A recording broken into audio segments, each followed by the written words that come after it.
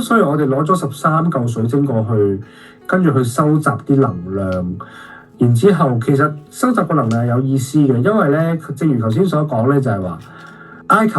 係地球嘅心輪，吉薩金字塔就正係起喺吉薩星門嘅上方。當我哋收集咗呢一啲嘅光碼或者呢啲啟動碼嘅時候，運用水晶去收集呢啲啟動碼啦，然後激活我哋嘅光體啦，我哋就會將呢13嚿水晶咧帶入去金字塔入邊，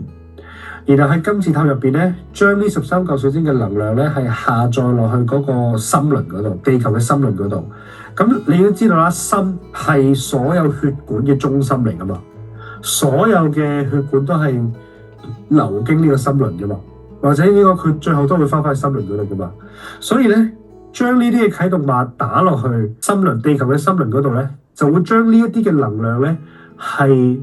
讓佢哋喺地球嘅動脈入邊流動，喺地球嘅經絡入邊流動，流到去咧全世界唔同嘅地方。其實簡單啲嚟講咧，就係將呢一啲攜帶住亞特蘭提斯13個傳信水晶嘅解藥係倒入去地球嘅身體入邊。嚟到去咧，去即係促進嗰個叫做係集體意識嘅揚升嘅過程。